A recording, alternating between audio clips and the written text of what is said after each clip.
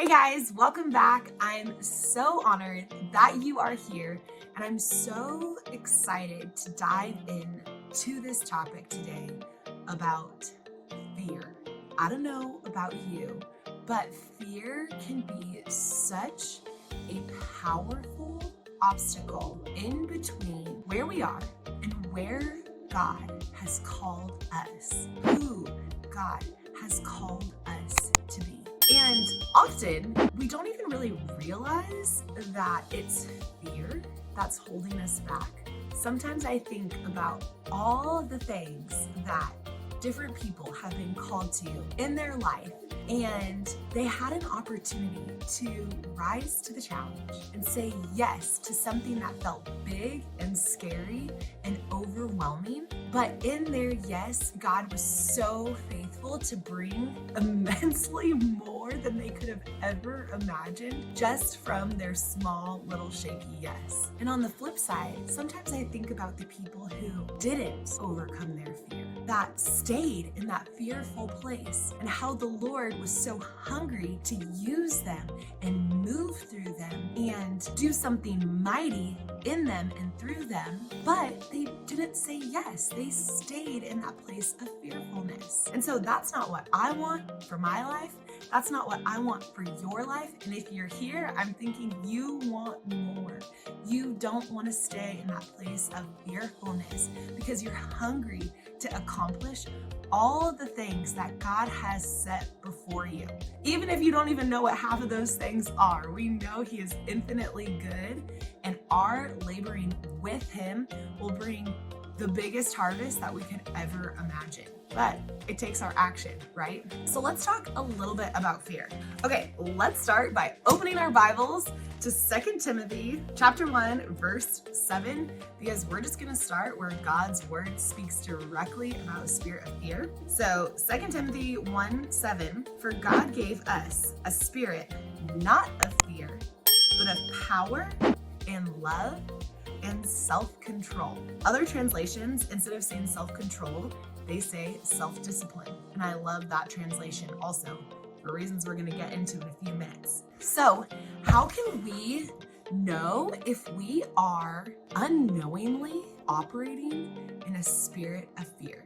Because obviously that's not what God wants for us. That's really not what we want for ourselves either. But how can we know this, okay? Some ways that I experience it in my life is anxious thoughts and feelings. Often they're focused around one thing. That's a definite indicator for me personally that if I'm living in a place of fear, I think about the same thing and I don't have peace over and over again. Another indicator of operating from a place of fear is overthinking. Literally just thinking and thinking and thinking. And it might be accompanied with anxious thoughts, or it might just be literally overthinking. Another thing is lack of peace. This one is pretty obvious. If you don't have peace, that doesn't necessarily for sure mean you're operating from a place of fear, but it can be a huge indicator that there's fear in your life somewhere that needs to be uprooted. Another one, a lack of clarity and an inability to take action. If you don't have clarity and you're weighing all the options, overthinking, you're trying to figure things out, that can be an indicator of a spirit of fear. And an inability to take action, where you feel stuck, feel like you don't even know how to move forward. You feel like you're hitting a roadblock mentally, practically, emotionally, all the things. And if you are hitting this inability to take action over and over again, that is a sign that you can be held back by fear. Of course, you have to take all of those things to the Lord and ask Him to reveal exactly what's going on in your heart, because He's gracious and He's loving, and He's going to change that spirit of fear into a spirit of power, sound mind, and self-discipline. That wasn't the exact translation I read to you. But He will lovingly reveal those things to you. So if you are experiencing any of those things, I want to invite you in to do a self-assessment. Really do a deep dive in your heart and in your spirit and in your mind. And are you operating from a place of fear? The two most frequent fears that I see in women, and I have experienced myself, especially when it comes to calling and partnership with the Lord, are one, fear of failure. The second one is fear of man. Okay, so let's get into this a little bit. What is a fear of failure? This one is pretty obvious. If I start this, what happens if I don't do what I'm going to accomplish or set out to accomplish? If I do this thing, what happens if it doesn't turn out the way I'm hoping for? Fear of failure is so crippling because it literally focuses on everything and anything that is intangible. Expectations. In my experience of business and ministry, all the different things, when I've started anything, how it starts and how I think it's gonna end almost always takes a completely different path than how I envisioned it. And that's actually one of the most beautiful things about partnering with the Lord, is that when we say yes to the little thing, even if it feels so ridiculously scary and we have so much expectation, when we partner with Him and we know our yes comes from a place of obedience, we can let go of the outcome and know and just believe that we're going to be faithful to exactly what He called us to do right now. And if you can let go and release the outcome of what you're starting, what you're dreaming of the possibility, then you're gonna have freedom to go make a mess, go be imperfect, go start trying to figure out to do the thing that He's called you to do. But you need to give yourself the freedom of the journey and the growth in order to accomplish really anything that He's called you to do, right? I will add that your work ethic is highly going to impact your results. And so if you're afraid to fail, which so many of us are, I feel like I'm wrestling a fear of failure all the time in different scenarios, even in the same business that I've had forever.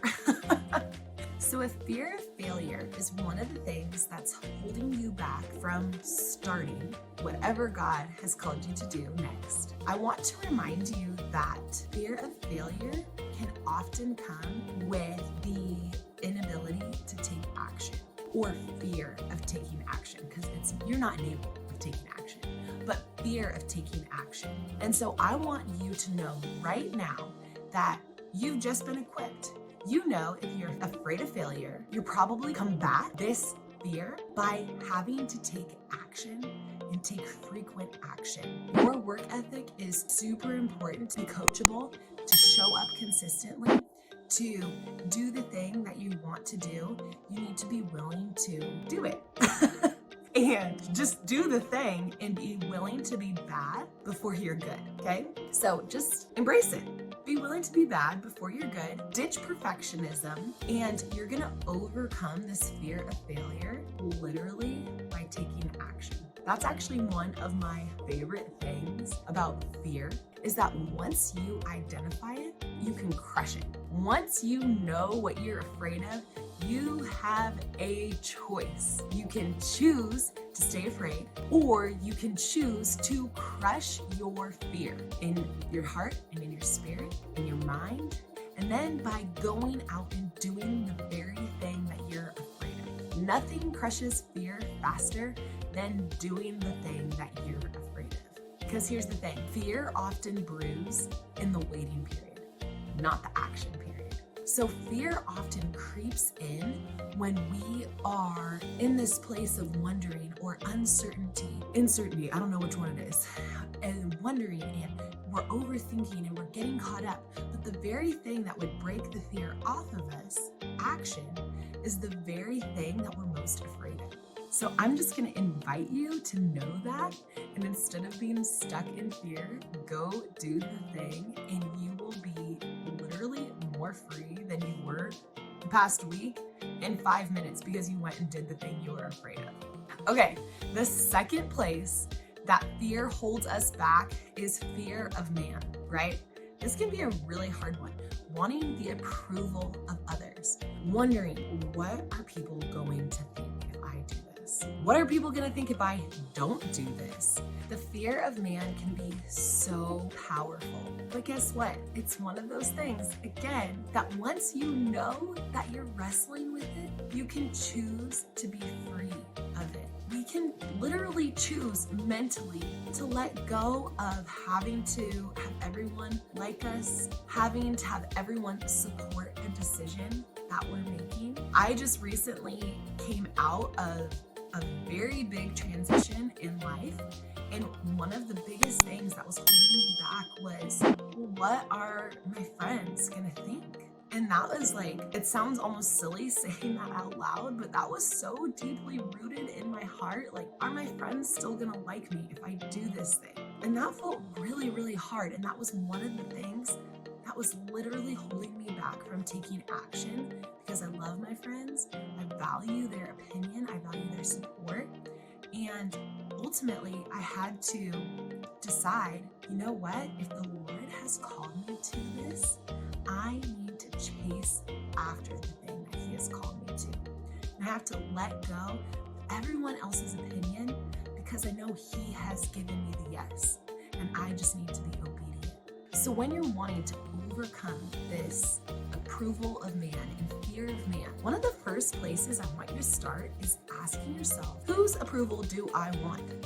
Who do I actually want to be approved by? And I want their blessing and their stamp of approval. Are those people in your life people who truly love you, truly support you, who are true friends, who will go through the thick and the thin with you? Not just people who will give you a hard time. Those people are difficult too. Another really good question to ask is, so if I didn't have their approval or their support, what would happen?